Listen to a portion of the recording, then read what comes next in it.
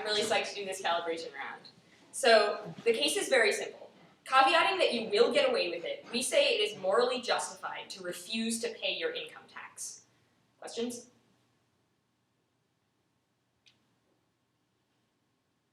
When you say get away with it, do you mean that just like legally you wouldn't get away with it, or Yeah. like that, would other people know that you didn't pay? Let's say like you don't have to tell them. Oh, okay. So Yeah. So you're like an average person, you can assume too. Sure. Like Yeah. Mike Tyson. Yeah, I mean, like, essentially the case is, like, as a person who can get away with it. Like, there are people who don't pay income tax at all, so presumably it's not those people, but... No, I'm good. Alright, we're good. Great. 3 independent arguments. The first is that you and you alone have a legitimate claim to your property. So acquisition through voluntary exchange is always legitimate. This is intuitively obvious. Imagine a world in which everyone had $50 to start with and one person was exceptionally funny. Everyone pays $5 to listen to them tell jokes, and at the end, this person is far richer, but this state of affairs resulted from a collective decision that it was better than the starting point. Say this continues for years until everyone else is quite poorer than this one person. At no point has the process of acquisition been illegitimate, even if the end result was unequal.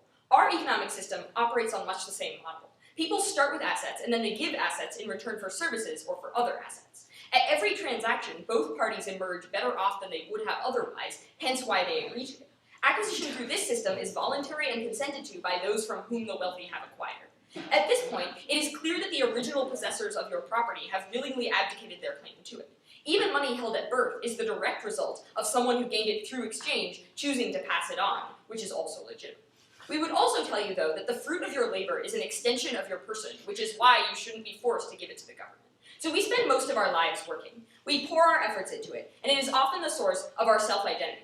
The fruits of that labor are the direct results of our actions, our efforts, and our bodies. We would tell you that seizing the fruits of our labor is akin to slavery. Slavery is seen as a violation of bodily autonomy because it forces you to engage in labor for someone else, surrendering the fruits of your labor to them, and forcing you to do work for which you are not rewarded.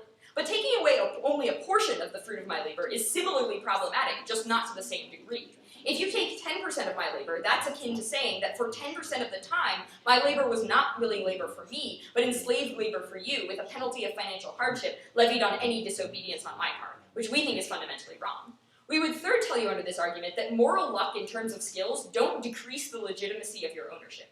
So just because something that was created is morally arbitrary doesn't mean that everything that flows from it is arbitrary. We'll give you that everyone's existence is arbitrary, and the fact that you were born in the place and as the person that you are is arbitrary. This, however, does not mean that the actions you take as a result are morally arbitrary. They hold moral relevance because we choose to do them, and that choice is what makes us moral actors and what makes our actions, what gives them moral weight. We would tell you the second argument that we want to make here is that the government is illegitimate in taking property away from you. So you have not consented to a system of taxation, and therefore the government would be stealing from you if it tried to take your property by force. In order for OPT to prove that you are obligated to pay income tax, which is their burden here, they have to show some sort of two-sided contract that exists between an individual and a government leading to that obligation. Otherwise, the government is merely acting as a thug with the only weapon in town. Just because he has the ability to steal from you doesn't mean you're not morally justified in running away, or hiding, or resisting. We would tell you that a contract is the only way to create this obligation. We tell you that obligations don't exist without contracts. There is no invisible force in the universe creating obligations between entities and handing them out without explanation. Such an obligation, if it did exist, would be null without explicit and voluntary consent of the obligated parties. We tell you there's no other way to create or define obligations. For example, we don't tell you that there's an obligation to maximize utility because every person has a differing conception of the good such that a pure definition or a correct definition of utility cannot exist. This is true of every other measure. In fact, the only way to protect each person's pursuit of the good is to allow everyone to create contracts in their own interests, which are the only things that can legitimately bind them to action. So we would tell you the social contract, or any variation of such, does not exist or is not binding. We would tell you first that the social contract is fictional for 2 reasons. First, it's literally never existed at any point in history. Nobody has ever seen it or signed it, and it's unclear why anyone should be bound by an imaginary agreement dreamt up by political theorists. But second, even if it did exist, people don't choose which state they were born into, and therefore would be bound from birth by legal and social rules that they never chose to be a part of. We would second under this tell you that any social contract would be illegitimate because most people can't choose to exit it, and therefore have no meaningful choice whether or not to accept it because they don't have the choice to leave. Sure. So the social contract isn't perfect. What's the alternative? So the alternative is a system where we actually have people contract into the system of laws that they're then bound by. Like, we would probably be fine with giving people a contract at age 18 that says, I'm willing to abide by the laws of the United States. That would be more legitimate. We would tell you that it's impossible for people to exit this social contract, though, because they haven't consented to it, and that makes it illegitimate. So first, for almost everyone in the world, emigration is prohibitively expensive and often dangerous or physically impossible. Second, even if immigration were affordable, most human beings have unchosen, intimate connections to people and groups within their states, which makes it unreasonable to demand that they leave. And third, where would citizens leave to? We're not living in the 16th century. There aren't large, habitable tracts of land where people can live free of state power. If people leave, they always have to leave to join another state. But that's not consent. Here's a simple thought experiment. Suppose I lived on an island with no travel to the outside world. There's a northern mafia that controls the northern half, and a southern mafia that controls the southern half. Each half takes my presence in its half as a sign that I've consented to obey its rules, and each points out to me when I complain that I could leave for the other half if I chose. That doesn't mean that I've consented to live under the reign of either mafia just because I had to make the choice between one of the two of them.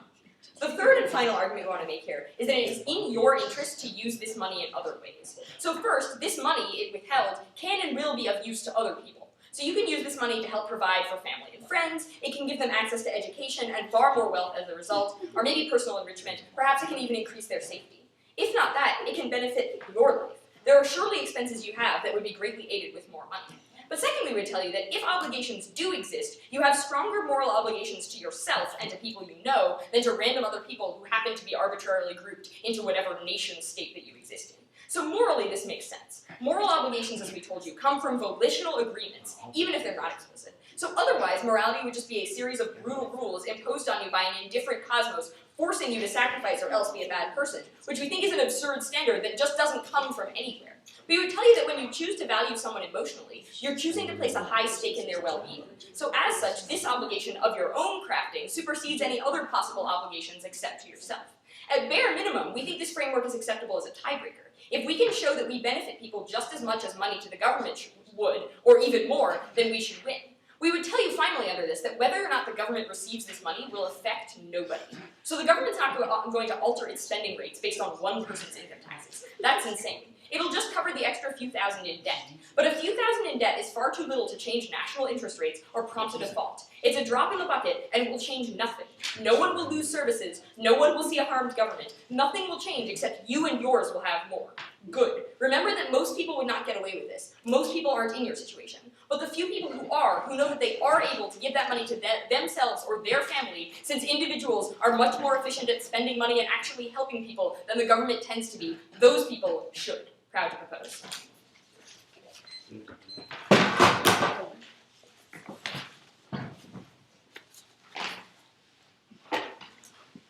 want it?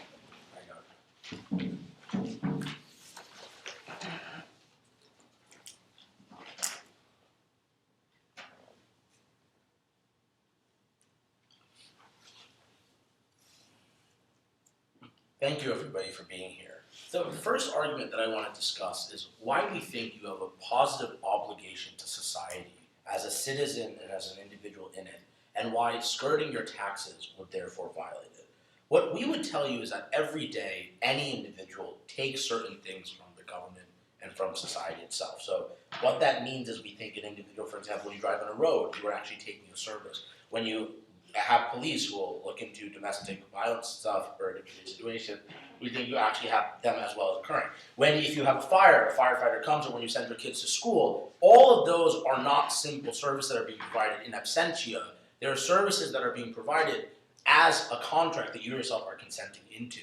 And presuming that government in this round is not saying you're leaving the society, we tell you, therefore, that in this situation, you are already taking, and this is the only way you're giving back. Remember, the round is about morality. We tell you if someone gives you something and asks you to return it, it is immoral to not do so.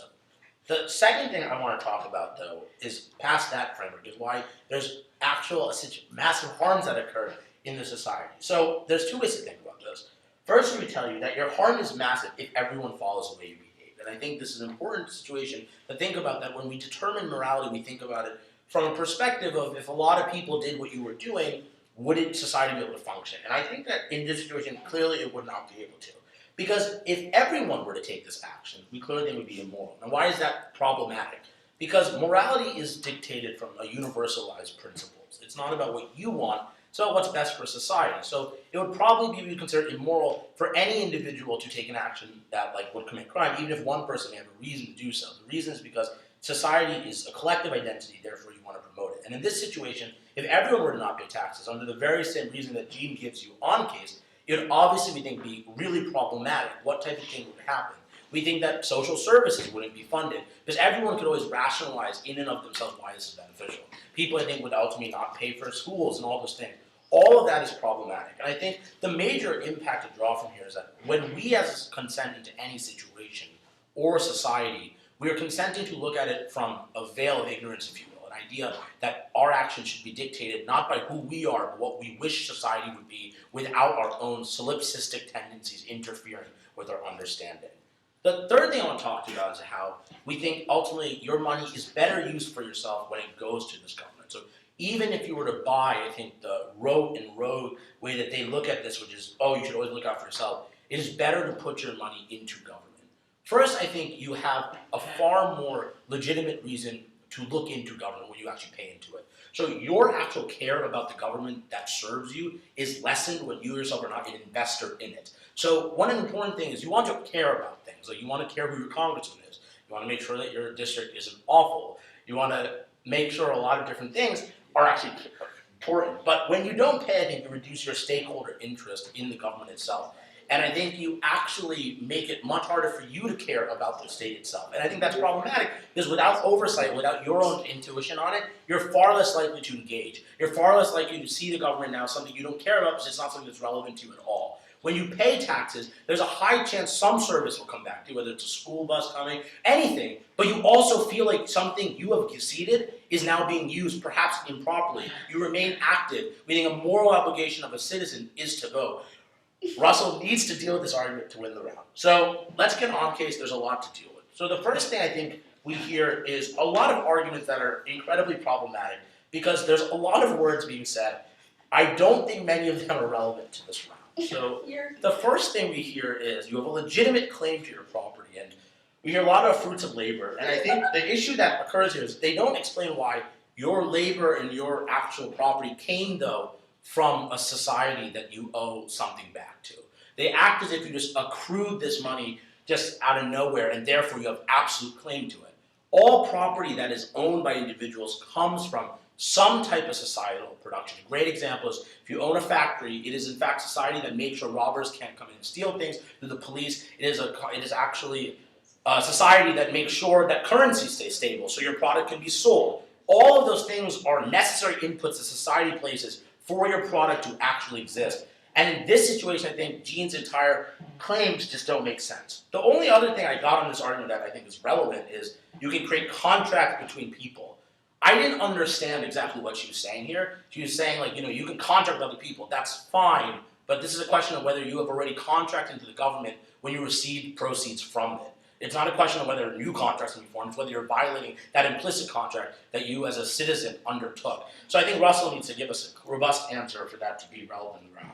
The second thing they tell you is the social contract's not real. And I think this is where Shira really knocks out of the park. Because what she tells you is, why do we in fact have any system if perfection is not our goal? So what she asks you is, you have a situation where the social contract is not the perfect, but it certainly gives us some explanation of a society and makes sense of why we have society. Because Gene's response is really just enlightened hedonism. All she said is, well guys, we just want everyone to look out for themselves. What Shira is asking though, and I think this is the problem with Gene's response, how do you make any society if everyone's only looking out for themselves? The social contract fills an intermediary need we have. And I think that's something that Gene needed to do more of response to win. The last thing you hear from them in this side is money can help. And I think the major argument that they're trying to talk about in this situation is that you can use this money to help your family, you can use this money to help other individuals. But again, behind a veil of ignorance, the money won't help anyone.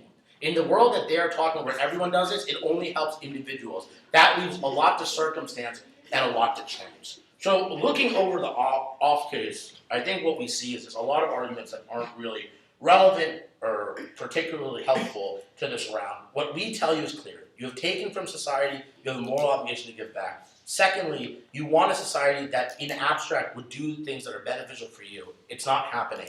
And thirdly, that this is perhaps not the perfect solution, but is certainly a good one. Very proud to oppose.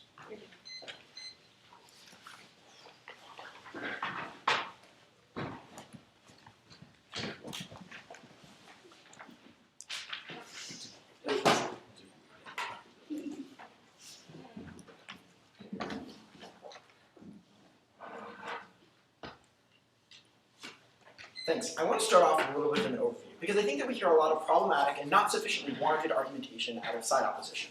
And I think that the big problem for them is that they made a major drop of the off-case analysis that we told you. Because recognize that you're the person who's putting in the effort into making this money. You're the person who's put in the labor and put in the intensive work in terms of yielding that result, and in terms of yielding that profit. And what we told you on case, and they never responded to, is that on their side of the house, you never consented to the government that is taking it away from you. You never said you have the right or the authority, because you never A, had the ability to leave, and B, never got to consent to those individual rules that restrict the actions that you're taking.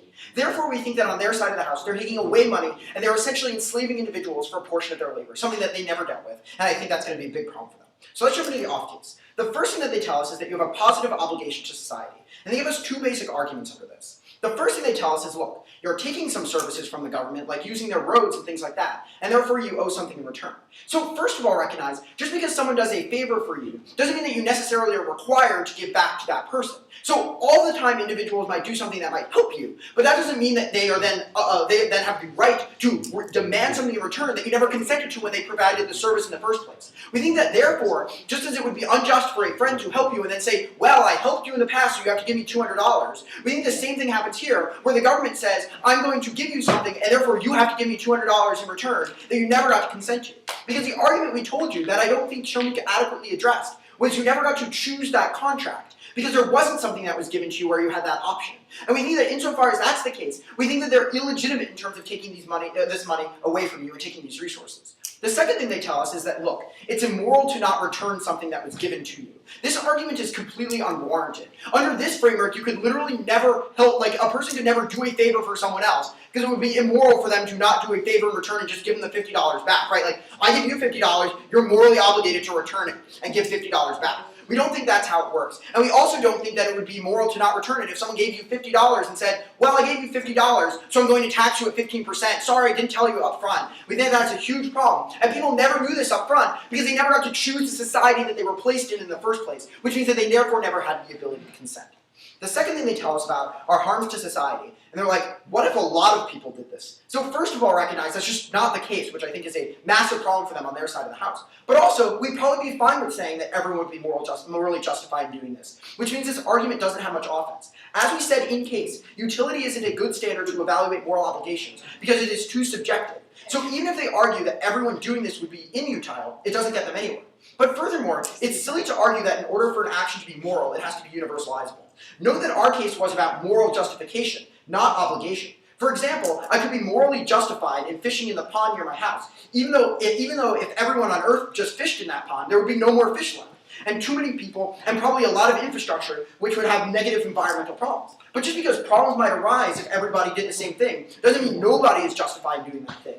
Newsflash, not everybody does the same thing all the time, so this isn't even a reasonable concern in terms of pragmatics. But furthermore, it's impossible to universalize actions because no two actions are the same.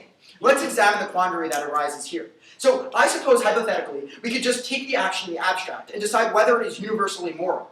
For instance, in that case, though nothing would be universally moral, even something innocuous like smiling or sleeping would be considered immoral, because there are circumstances where it would be bad to do those things, like at a funeral, while driving, for instance. Sleeping while driving is not a good thing. So that can't be a good standard since it doesn't give us meaningful results. Rather, we could evaluate each action based on its circumstances. This doesn't work either, though, because no two actions would be the same. No thank you. So it would be impossible to meaningfully universalize anything. A moral judgment that goes, it is always moral to smile at someone if you are in a good mood and it is sunny out and it is Monday and the other person also looks happy and you're at work and you're not eating anything at that time is hardly a useful metric, and therefore we think that's problematic for them as well. The next thing that they tell us about is this veil of ignorance argument. They're like, but look guys, there's a veil of ignorance. So this is literally not an argument. They can never give you any reason why the veil of ignorance would make you choose a side. But let's explore this deeper and pretend that they did give an argument. So if the veil of ignorance exists and you are deciding without knowing about yourself and your place in society, I think it's pretty clear that individuals wouldn't want to be forced into giving up some of their income to a government that they never consented to in the first place, and they had no control over what percentage they had to give up in return. We think that this is just a question-begging example, and we think that people would be equally likely to choose a side in which the government didn't have as much coercive force over them as it does in the status quo. The third thing they tell us is it's better to give to the government. And the argument they give under here is that they tell us, look, you will have less of a concern about the government because now you don't have an interest in the government. Newsflash, guys, you do have more of an interest in the government still. It's called you live in the state. So you still have a huge interest, a huge stake in the state, and that you still live there, which means you still are going to care about the government, and you're still going to participate in it on our side of the house, which means that these harms don't actually occur. Let's go on case. I think there are a lot of drops here. So the first thing we told you about is why you have a legitimate claim to these resources. But first, I'll take you. If I were to break a contract that someone else made with me, or for example, if every taxpayer implicitly believed that they were giving funds so I would too, is that morally justified? So look, what we told you is that this is, first of all, it's something that is acceptable in terms of universalization, because just because all the people doing it means it's bad, doesn't mean if one person does it, it is immoral for that person to take that action, as I just told you like 30 seconds ago. But furthermore, recognize the fact that we told you you're in a unique circumstance that most people aren't in, that you could actually get away with this action, and that this is about your specific case and not all cases in general.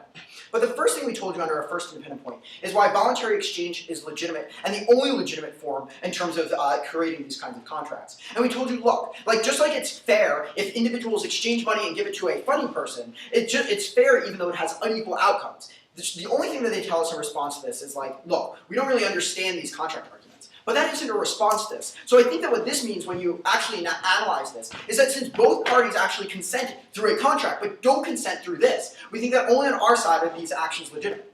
But the next thing we told you about is this is an extension of the person. And we told you that money is the result of these individual work, and to take this away is illegitimate. They say, no. Money comes from society, just like your business was protected by the police from robbers. But here's the thing. On their side of the house, that's only the case because you're protected by the police since you didn't have the option to consent to maybe having private police instead. We think when given the option of other alternatives, you might pursue those other alternatives, which means it's unjustified for the government to force you by caveating that it has the monopoly of force, that you therefore have to pay for it. You never got to consent to that situation, and we think that's a big problem. But furthermore, we told you moral luck doesn't change, doesn't change the income that you've made and the fact that you have a right to it. So we told you that maybe where you're born is arbitrary, but the results are not. Why is it particularly important that they chose not to respond to this argument? Because what that means is that you alone have a desert claim to these resources, and therefore you have the claim to spend these resources in the way that you see fit. We think that when the government takes away part of that desert claim, they're illegitimately taking away the one resource that actually has control over them. And since the state you're born in is arbitrary, just like the moral luck of birth is arbitrary, we think it's arbitrary and therefore unjust for the state to take those resources from you. The next thing we told you about in our second independent point is why the government is illegitimate in these cases in terms of taking it. The first thing we told you is why you never consented. We told you there was no two-sided contract, and that obligations come from contract and therefore need consent to that contract. Why is this particularly important? Because since there's no obligation to maximize utility per se, we think that we default towards individuals' voluntary actions. And we think in this case, these individuals never consented to these contracts because they're just hypothetical and made up in space, and they never come from anywhere. They just tell us, but how do you make any society? Look, we told you lots of people might create this society. We just say, give them contracts first so they can meaningfully consent to that society. Allow them to actually have the opportunity to choose in or out, something they don't have on their side of the house. The reason why was an argument they never addressed, which is that emigration is something that you can't do because it's expensive, because it's often difficult, because there are intimate connections that keep you where you are, and because there's nowhere to go except for another state that will do the same unjust action to you, like the example Gene gave you about the Mafia Island.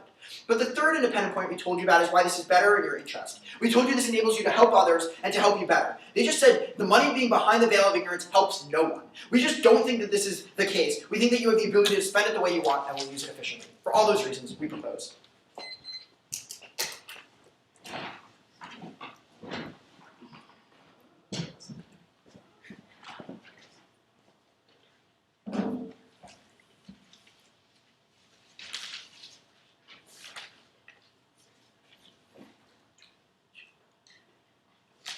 Thanks, everyone. So it seems that this entire case is one argument, which is that the social contract might be flawed.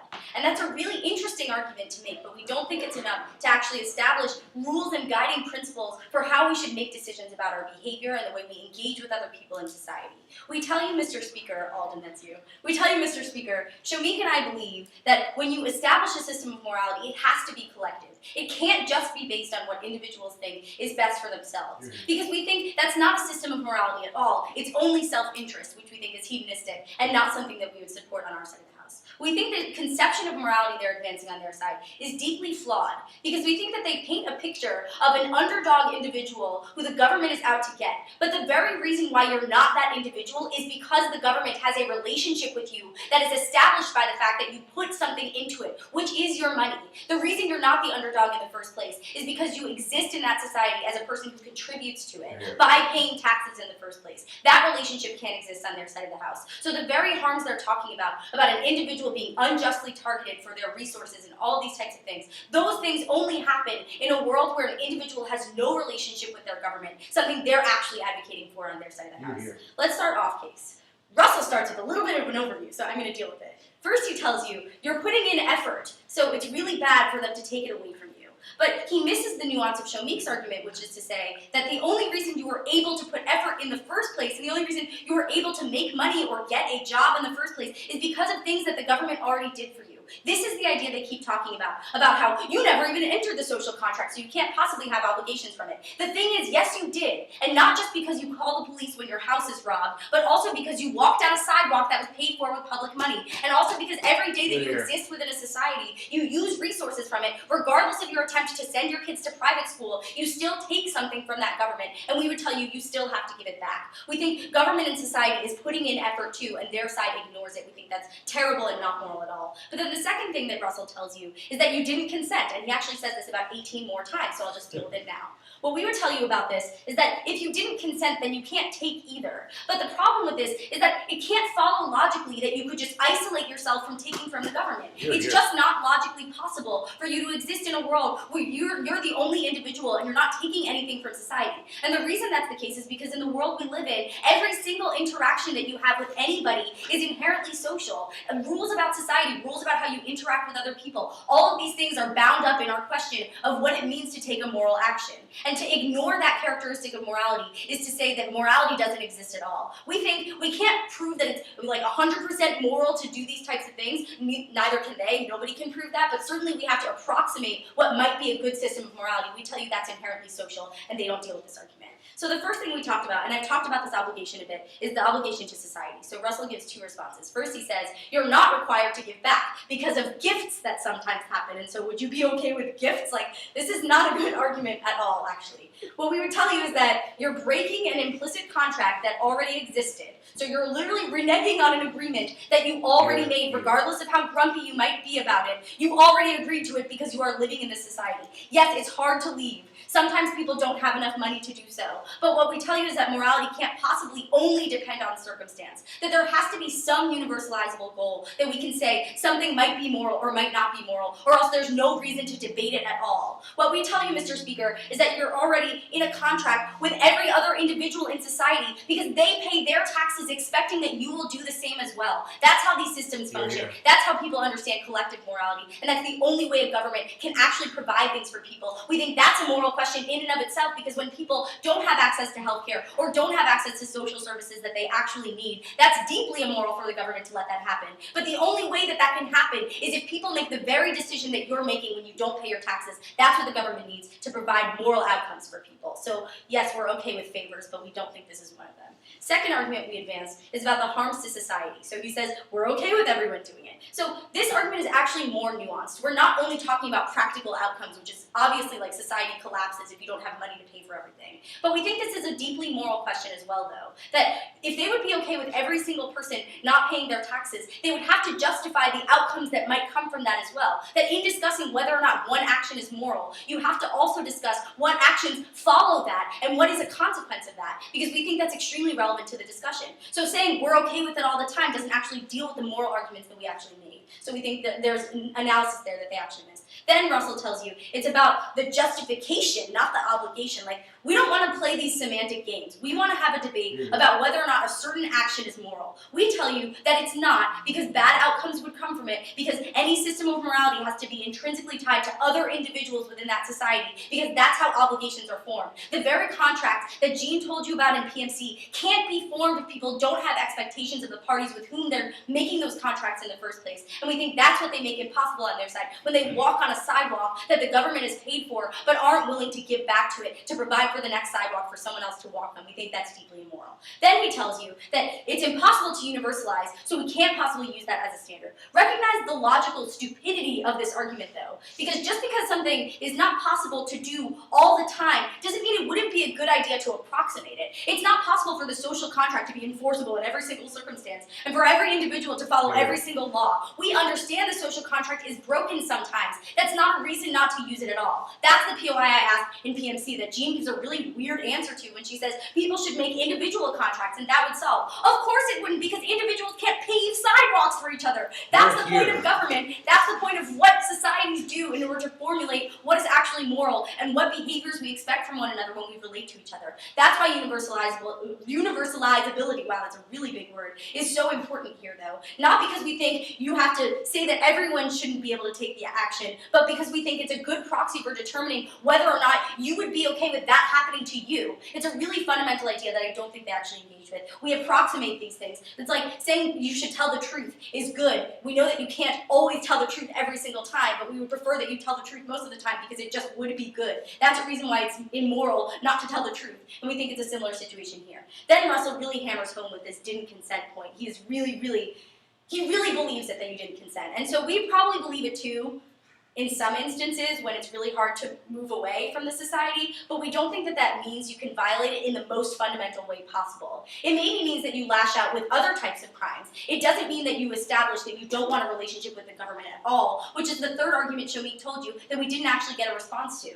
We think this is really important, though, because if you as an individual no longer have a relationship with your government, there's no reason for you to respect any established senses of morality. That means you're breaking more laws, you're hurting more people in those cases, which we think leads to other outcomes we're sure that they would defend are also immoral. These are the threads that hold society together. We need to have something established, even if it's not perfect, and we don't think they would support that on their side, which is probably a bad thing. The example we think that's really killer here, though, is private school, because we tell you that parents who send their kids to private school don't give a fuck what happens in public schools, because they know they themselves won't be affected by it. This is exactly what happens to individuals who feel no sense of investment in their government. It means they don't look out for themselves, but they also don't look out for other individuals, which is bad. Let's go on, please. The first thing that they talk about is a claim to your property. So Russell tells you two things in the last speech. He tells you individuals make deals within themselves. But I already told you why that can't be effective, because there are collective action problems in societies that they need to look to governments in order to actually solve. This is why we have governments in the first place. We think they undermine that very idea. Then Russell tells you you might consent to alternatives like private police. This is the problem with the entirety of the case, though, because morality can't possibly depend on these circumstances in which you might have enough money to hire private police. In deciding whether or not something is moral, you have to use the standard that Shomik gave you about the veil of ignorance, because you can't possibly know that you would even be able to buy into the alternatives they talk about, which means you can't possibly know if it would be moral or not. Then he tells you you didn't consent. I've dealt with this argument several times. This isn't a good argument. We think the government has a right to take something from you because you've taken so much from it in the first place. It's pretty simple. Last argument that they talk about is why it's in your interest to use the money. It's also in your interest to contribute more so that you have more of a say over where that money goes. You have better bridges that are built, because you yourself, Mr. Speaker, can't build that bridge on your own. That's the point of collective morality, that's the point of societies, and it's the point of government. We oppose.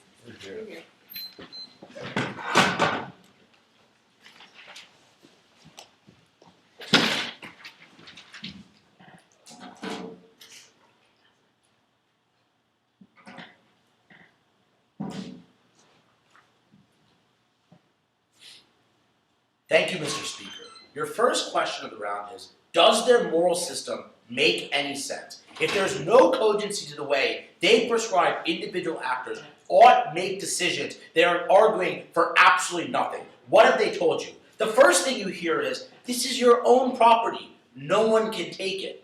Great. But what Shira explains for you quite clearly in the round is this is not the property you yourself earned. Somebody educated you to have the skills to derive that property. Somebody provided protection to ensure you could own that property, not lose it. Some military ensured that you were not blown up in a terrorist attack. All of these are situations where society is a stakeholder in your actual property. Society has done things, ergo, it is impermissible to claim you yourself created it and therefore own it. We are all shared participants and recipients of the products we derive, and there's no way they can beat that argument without a new argument coming out of the PMR. But the second argument they tell you is contract solved. This is the big argument that Russell basically says. Now, Shira destroys this argument in her last speech.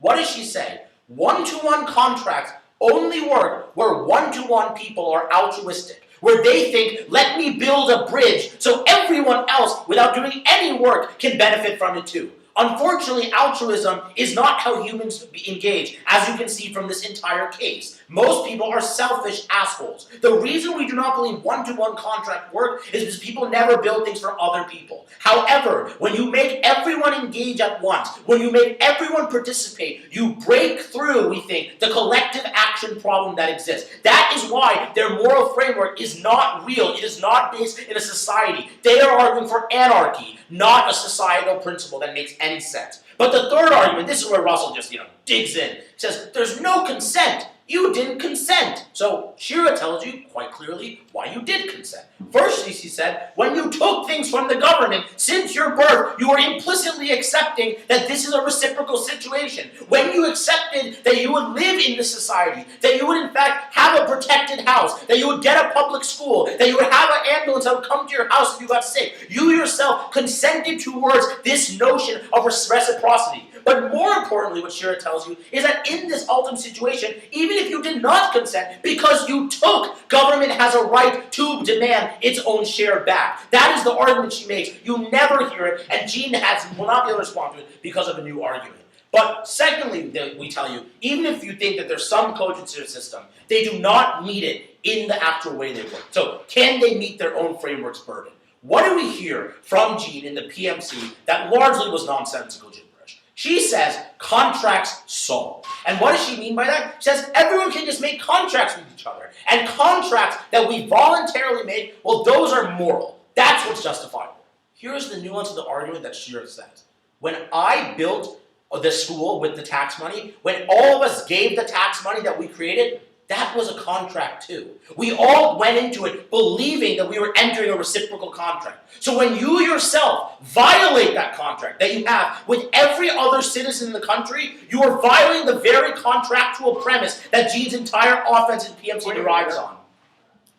So the argument that because a lot of people in the country have opted into it, there's this reciprocal contract from this is a new argument. So Shira very clearly delineates throughout the MO that in fact a contractual agreement occurs when people provide it. They believe they will get it back, and that's why they make it in the first place. She says without it we don't have a society. Moving on. This other argument here is without that contract we think it is problematic because society collapses. They cannot meet it. If they believe contracts are good, you cannot break it, because every time you take a service, you are engaging in one. That is reciprocal. But do they meet our moral framework? That's the second question. Because they haven't even engaged with it. What Shira tells you is that morality is entirely universalized. That there's no reason to construct a moral system which says, hey, we all do what we want. In that moral system, it is simply hedonism. The idea that we say, all of us are in this together, is we find what is good for society and make the best determination. Now, the best way to do that is to abstract ourselves from it. To imagine a world where we are not a participant because we all have solipsistic tendencies that pervert it, and say, what would that world look like? Now, what did Shira and I ballsily claim? We said, if I'm building a society, I probably want everyone to pay taxes. I want everyone to contribute to the products of it. And hey, I also probably want people to actually look out for each other. Russell tells you that's not what people want. Russell does not know, I think, how humans even create society in the first place. It was that collective endeavor for betterment. We are very proud to oppose.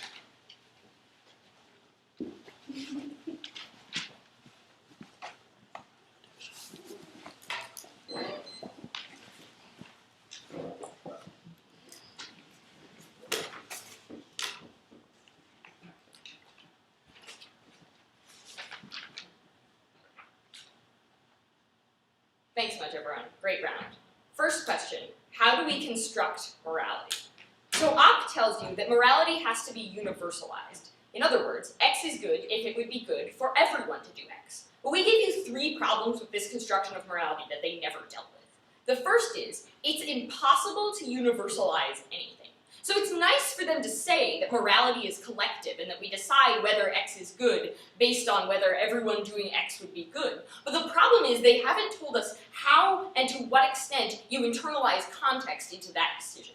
So the question is not just, is X good, but what is X, and to what extent do the circumstances surrounding X actually impact whether X is good?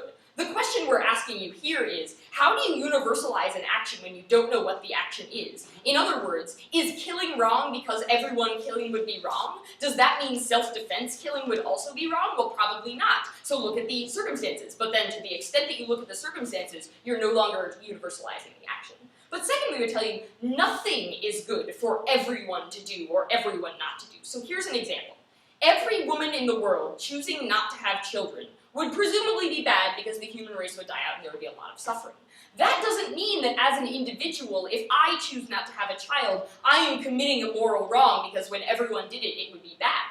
But the problem is, the converse of that action is also not good. So if every woman in the world decided to have children all the time, that would also be problematic. We'd have massive overcrowding, cities would fall apart, we wouldn't have the infrastructure to handle it. That also doesn't mean that my choosing to have a child is a moral wrong. Clearly, the moral answer lies somewhere in between those extremes, and the only way for us to derive them then means we have to look at context, which is something that universalizing them is incapable of doing. But finally, we told you, we just challenged the concept of good that this idea is based on in the first place. Like, how do they know it would be bad if people do this? Maybe Side Op thinks that everyone ignoring their obligation to pay taxes would be bad, but that doesn't mean that they're correct in thinking that, or that everyone else agrees. We are fine with people deciding what they think the good is, not with government forcing it on people who don't agree with that idea of the good. So here's an example. A huge % of US government spending of tax dollars goes to the military-industrial complex. I, as a pacifist, might think that that's illegitimate, that my version of the good does not include a military-industrial complex, and that I would rather work to achieve my version of the good, which is just like helping people who are suffering, and I'll give my money directly to charities that do that. They have to tell you in order to win this round that my concept of the good is an incorrect concept, and that I should be forced to contribute to the military-industrial complex, even if I think it's unacceptable. So we told you the only true way to find the good and to identify what it is to let each person express it through contracts that say, this is what I want the good to be. Now, Shira misinterprets this argument as saying, the only contracts that are legitimate are between one person and one other person. No. We're fine with the US government giving everyone a contract when they turn 18 that says, I agree to follow the laws of the United States, and then giving them an out, so, if they don't want to agree, they can, go somewhere else and not abide by the laws. That, we think, would be a totally fine government, because everyone would have agreed to the laws, and people who generally want the same things as the government wants, or feel that it would be better for them to live in the US than not, they can agree to do that. We're fine with anything after that. The problem arises in the status quo, where we haven't given everyone the choice, we just assume everyone agrees with us, and even if they don't, they're still required to give up all their money in order to allow us to continue doing things to them. So the second question here is, do you owe the government anything?